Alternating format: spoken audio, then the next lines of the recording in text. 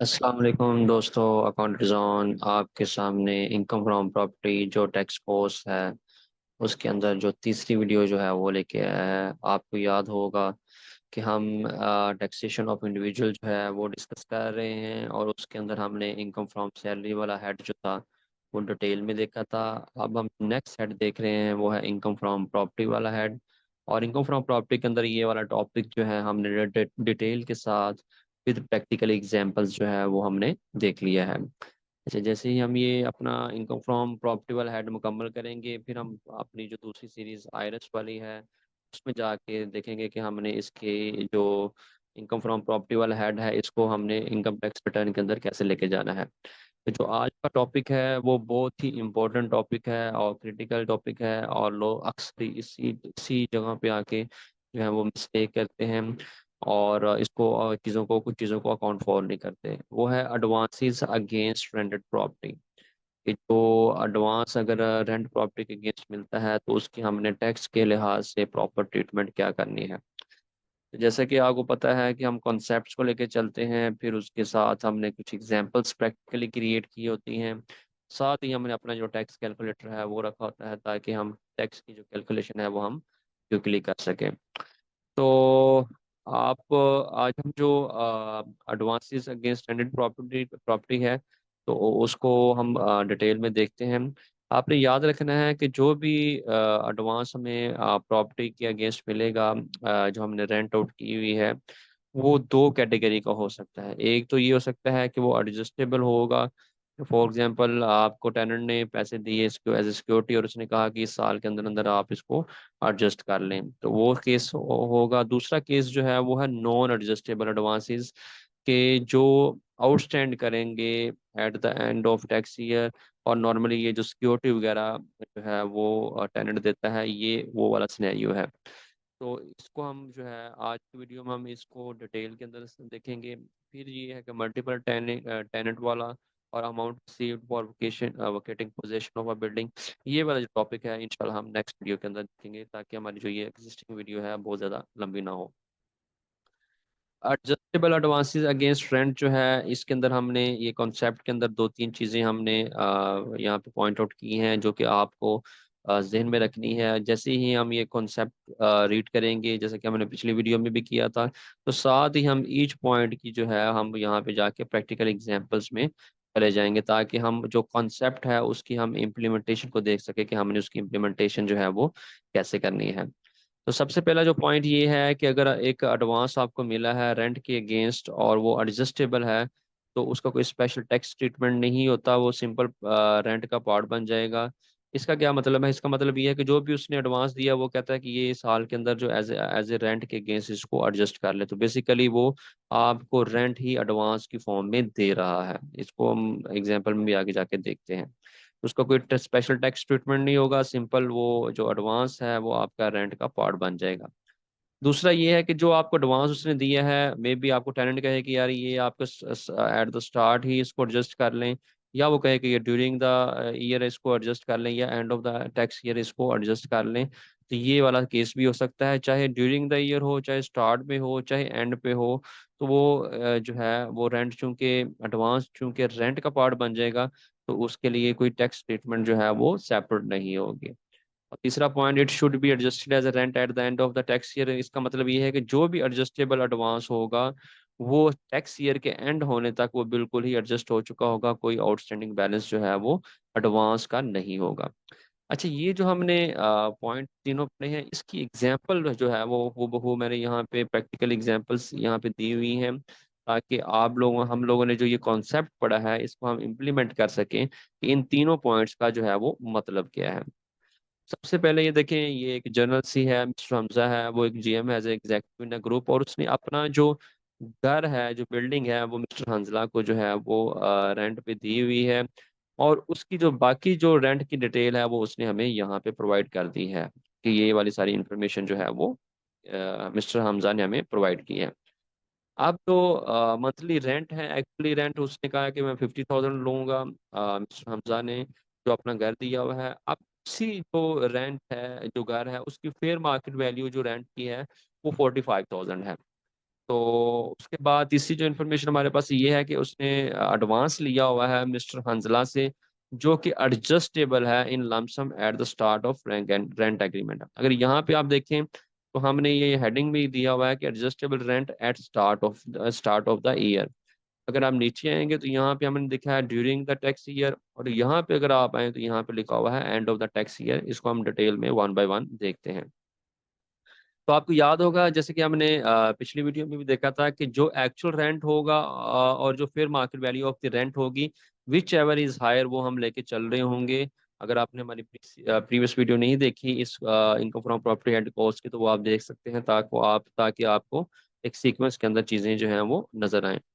अच्छा, ये वाला चीजें हमने देखी कि एक्चुअल रेंट और फेयर मार्केट वैल्यू रेंट। अगर आप यहाँ पे देखें, क्योंकि ये पर मंथ के लिहाज से था, तो यहाँ पे अगर देखें तो हमने इसको 12 से मल्टीप्लाई किया, और यहाँ पे देखें तो फेयर मार्केट वैल्यू जो है वो रेंट की हमने कैलकुलेट की। तो दोनों में से जो हायर है वो रेंट जो है हम टैक्स पर्पज के लिए जो है वो लेके चलेंगे, जो कि 6 लाख रुपए है। क्वेश्चन पैदा होता है कि ये वाली अमाउंट जो है इसकी तो हमने टैक्स ट्रीटमेंट की नहीं है।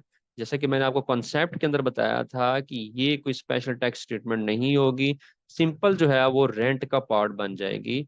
बिकॉज कि ये एडजस्टेबल, ये वाली जो अमाउंट है ये एडजस्टेबल है, और eight the end of tax year ये टोटली एडजस्ट हो जाएगी। तो क्वेश्चन पैदा होता है कि अगर ये एडजस्ट हो जाएगी तो फिर इसको यहाँ पे हमने शो क्यों करवाया। इसको इसलिए शो करवाया बेसिकली क्योंकि अगर आप देखें तो जो मिस्टर हंजला होगा, जब वो रेंट की पेमेंट कर रहा होगा, तो वो क्या करेगा। लेट्स सपोज कि हम अज्यूम करते हैं कि 1 जुलाई को उसका रेंट स्टार्ट हुआ है, तो जो अगस्त होगी, अगस्त के अंदर जो अगस्त होगी उसके अंदर वो क्या करेगा।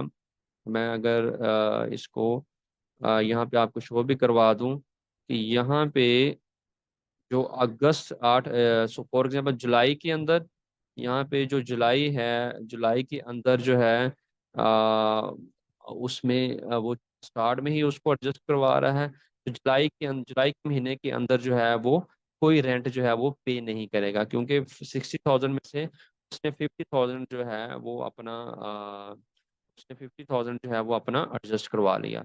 अब जब बात आएगी अगस्त के महीने के अंदर, अगस्त के महीने में आप देखेंगे कि अगस्त के महीने के अंदर जो है वो जब रेंट पे करेगा, तो वो 40,000 जो है वो रेंट पे करेगा, क्योंकि 60,000 में से जो है 4,000 उसने पिछले महीने एडजस्ट करवा लिया, और 10,000 जो है उसने अगस्त में एडजस्ट हुआ। तो इस तरह 60,000 उसका एडजस्ट हो गया। तो ये टोटली जो 60,000 है ये उसके रेंट का जो है वो पार्ट बन जाएगा। तो इस हवाले से ये चूंकि at the start of year ही उसने कहा कि जुलाई में ही उसने कहा कि मेरा सारा का सारा जो मैंने आपको एडवांस दिया हुआ था वो एडजस्ट कर लें, तो 50,000 रुपये वो जुलाई के रेंट में एडजस्ट हो जाएगा, और 10,000 अगस्त के रेंट में एडजस्ट हो जाएगा।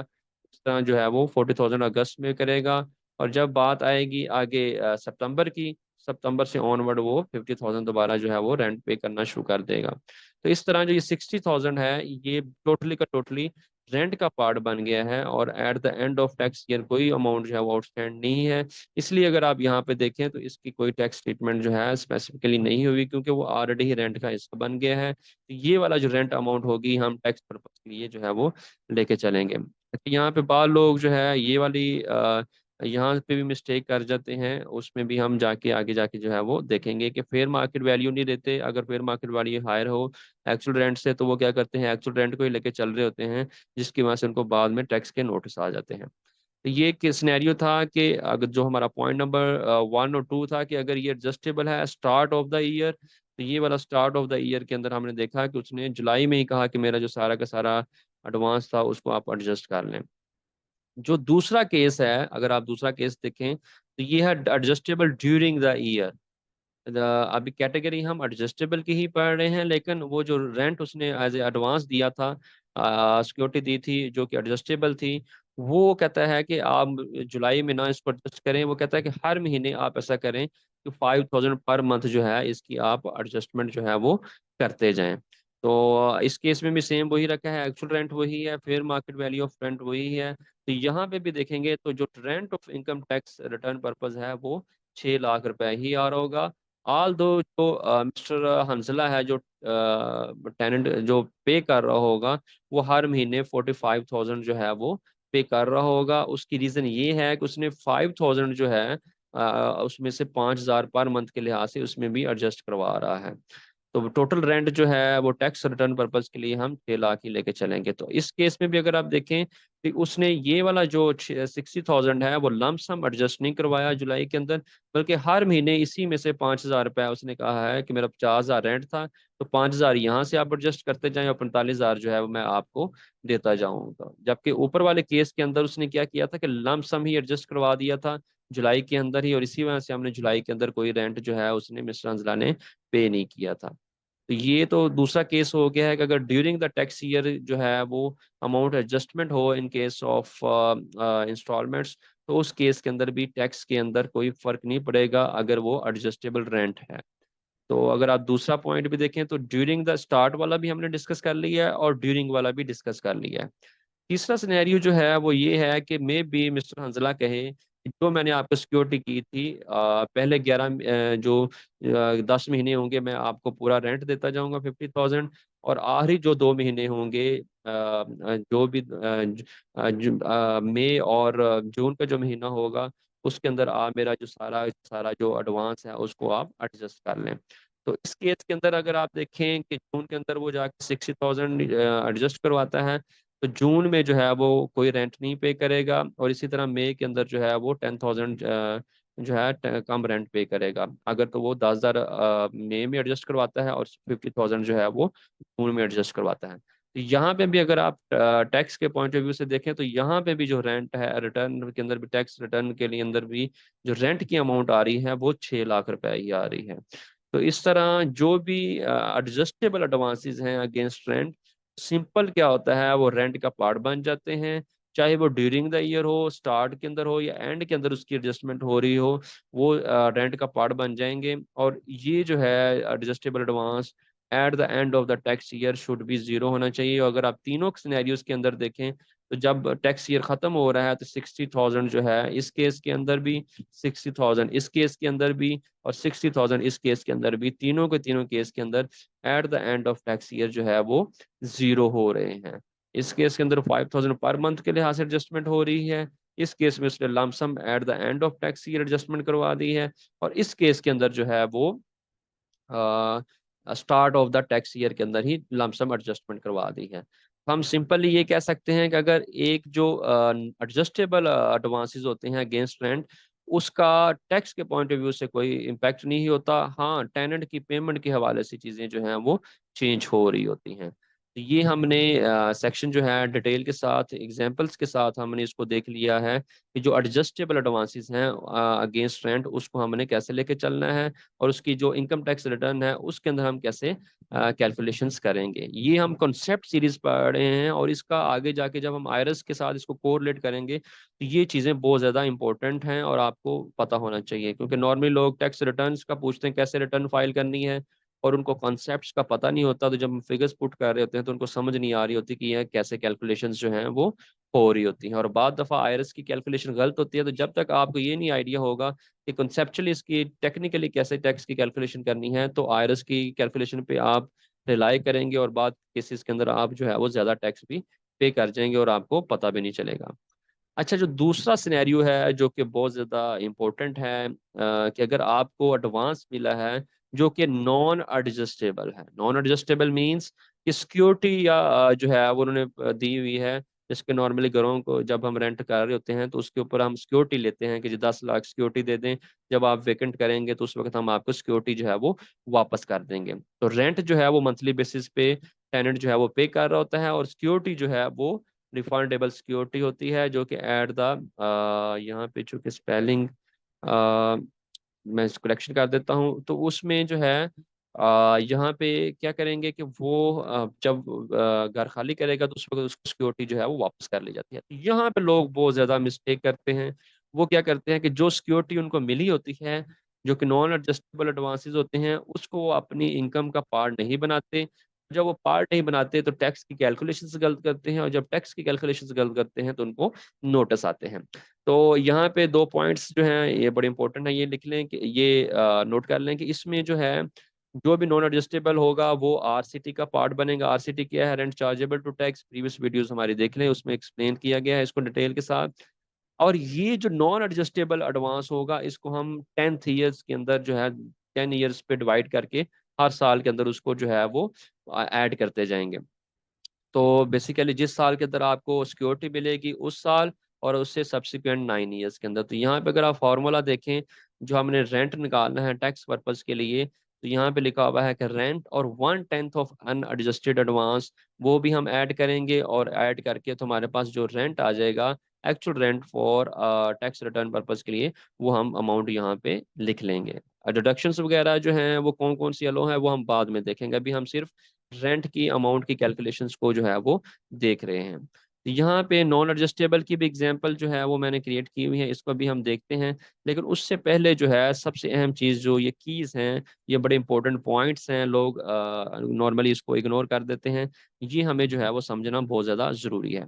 अच्छा, याद रखना है कि जो नॉन एडजस्टेबल एडवांसेस होंगे जैसे सिक्योरिटी वगैरह, रिफंडेबल सिक्योरिटी या पॉकेट वगैरह, ये सिर्फ बिल्डिंग होगी, और उसको अगर आपने रेंट आउट किया होगा तो देन उस केस के अंदर ये इनकम का पार्ट बनेगा। अगर आपकी अनकंस्ट्रक्टेड प्रॉपर्टी, कंस्ट्रक्टेड प्रॉपर्टी है या पीस ऑफ लैंड है, तो उस केस के अंदर आपको अगर कोई नॉन एडजस्टेबल एडवांस मिले हुए हैं तो वो इसका रेंट इनकम का पार्ट नहीं बनेगा, वो टैक्सेबल इवेंट नहीं है। और तीसरी चीज ये है कि जब भी हम नॉन एडजस्टेबल एडवांसेस की बात करते हैं, ये लिखा हुआ है कि non adjustable advances should outstand at the end of tax year to become part of RCT, कि हर हर साल के टैक्स ईयर के एंड पे वो आउटस्टैंड होने चाहिए। जबकि यहाँ पे अगर देखें, हमने लिखा था कि ये जो एडजस्टेबल एडवांसेस हैं ये should be adjusted eight the end of year, लेकिन यहाँ पे हम कह रहे हैं कि ये should be outstand at the end of tax year, कि ये आउटस्टैंड होना चाहिए। इसके एग्जाम्पल्स के हम तरफ चलते हैं, ये बाकी सारा सिनेरियो उसी तरह की है। यहाँ पे हमने एक्चुअल रेंट लिया, फिर मार्केट वैल्यू ऑफ रेंट लिया, और यहाँ पे अगर आप देखें तो हमने लिखा हुआ है कि एडवांसेस लिए हुए हैं या सिक्योरिटी ली हुई है मिस्टर हमजा ने मिस्टर हंजला से, जो कि उसने 60,000 रुपये सिक्योरिटी दी है। अब वो 60,000 जो सिक्योरिटी है वो नॉन एडजस्टेबल है, जो कि एट द एंड ऑफ जब भी ये एग्रीमेंट खत्म होगा और जब वो घर खाली करेगा तो उस वक्त ये मिस्टर हमजा यही सिक्योरिटी जो है वो मिस्टर हंजला को वापस कर देगा। तो उसकी टैक्स की कैलकुलेशन कैसे करेंगे? यहाँ पे देखें, यहाँ पे मैंने एक्चुअल रेंट लिया, इसको वही सेम एनुअली कैलकुलेट किया, यहाँ पे मेरे पास रेंट आ गया। और यहाँ पे अगर आप जाके देखें तो हमने क्या किया कि जो नॉन एडजस्टेबल एडवांस था उसका हमने 1/10 लिया, और 1/10 लेके हमने उसको जो है उसके रेंट के अंदर ऐड कर दिया, और ये वाला जो रेंट है ये हम टैक्स पर्पज के लिए लेके चल रहे होंगे। और अगर आप कॉन्सेप्ट के अंदर देखें तो यही बात हमने कॉन्सेप्ट में की थी कि 1/10 ऑफ द अनएडजस्टेड एडवांस जो है वो हम इसमें ऐड करेंगे। तो रेंट जो था वो वाला हमने लिया, इन दोनों में से जो हायर था, इन दोनों में से जो हायर था वो रेंट आया, और उसके अंदर हमने कॉन्सेप्ट के अंदर भी अगर आप जैसे देखें तो 1/10 जो है हमने उसके अंदर जो है वो ऐड कर दिया। तो इस तरह total rent chargeable to tax जो है वो 6,06,000 रुपये आया, और इसके लिहाज से आगे टैक्स की कैलकुलेशन जो है वो होगी। अच्छा, दूसरे केस के अंदर अगर आप देखें तो ये मैंने एक और एग्जांपल क्रिएट की है, लेकिन इसमें सिर्फ डिफरेंस ये है कि मैंने एक्चुअल रेंट जो है उसको कम रखा है और फिर मार्केट जो वैल्यू है उसका रेंट ज्यादा रखा है, ताकि हमारा जो प्रीवियस कॉन्सेप्ट है वो भी रिवाइज हो जाए। इस केस में अगर आप देखें कि एक्चुअल रेंट ज्यादा है और फिर मार्केट वैल्यू ऑफ रेंट कम है, लेकिन इन दोनों में से जो हायर है हम वही लेके चल रहे हैं। ये ऐसा नहीं है कि एक्चुअल रेंट फिर मार्केट वैल्यू ऑफ रेंट कम है तो हम एक्चुअल रेंट को ले लेंगे, नहीं, इन दोनों में से जो हायर होगी वो वाली अमाउंट जो है वो हम लेके चल रहे होंगे। यहाँ पे अगर आप देखें कि एक्चुअल रेंट 9,60,000 रुपये है, और फेयर मार्केट ऑफ जो रेंट है वो 10,80,000 रुपये है, क्योंकि फेयर मार्केट ऑफ रेंट जो है वो ज्यादा है। तो यहाँ पे देखें तो उसने दोनों में से जो हायर है वो वाली हायर ले ली, और यहाँ पे नॉन एडजस्टेबल एडवांस मैंने 1,40,000 कर दिया। तो यहाँ पे देखें कि उसमें उसने जो 14,000 रुपये है 1/10 लेके उसका उसके उस साल के टैक्स ईयर के अंदर इनकम फ्रॉम प्रॉपर्टी के हेड के अंदर एज ए रेंट के तौर पे ऐड कर दिया। नॉर्मली लोग क्या करते हैं, इसको रेंट के तौर पे लेके चल रहे होते हैं, जो कि गलत होता है, उसके लिहाज से कम टैक्स पे करते हैं और बाद में नोटिस आ जाते हैं। जबकि एक्चुअली जो है वो ये है कि रेंट चार्जेबल टू टैक्स जो वाली अमाउंट है वो ये वाला सिनेरियो होता है, और इसके लिहाज से ही टैक्स की कैलकुलेशंस हो रही होती हैं। तो इस तरह आज हमने दो चीज़ें पढ़ी हैं बड़ी इंपॉर्टेंट, कि एडजस्टेबल एडवांसेस हैं अगेंस्ट रेंट, उसको कैसे लेके चलना है, और नॉन एडजस्टेबल एडवांसेस जो हैं अगेंस्ट रेंट, उसको हमने जो है वो कैसे देखना है। और same tenant during the year अगर रहता है तो उस केस में हमने कैलकुलेशन जो है वो कैसे करनी है, और ये कुछ कीज जो थी वो हमने डिस्कस की हैं। ये वाला जो है सिनेरियो ये बहुत कम्प्लेक्स सिनेरियो है, ये इंशाल्लाह हम नेक्स्ट वीडियो के अंदर देखेंगे कि अगर एक टेनेंट 6 महीने रहता है और फिर 6 महीने नया टेनेंट आ जाता है, या साल रहता है तो दो नेक्स्ट साल नया टेनेंट आ जाता है, तो उस केस के अंदर ये वाले जो टैक्स की कैलकुलेशन है ये कैसे हमने करनी है, ये हम इंशाल्लाह जो है वो नेक्स्ट वीडियो के अंदर देखेंगे। तो मुझे उम्मीद है कि ये जो वीडियो है ये भी आपको पसंद आई होगी। काइंडली मेरे चैनल को लाइक भी करें, सब्सक्राइब भी करें और शेयर भी करें, और कमेंट्स के अंदर अपनी जो सजेशंस हैं वो भी मस्त दें, और ताकि हम जो है इसमें इम्प्रूवमेंट्स जो हैं वो कर सकें। अपना ख्याल रखिएगा, टेक केयर, अल्लाह हाफिज़।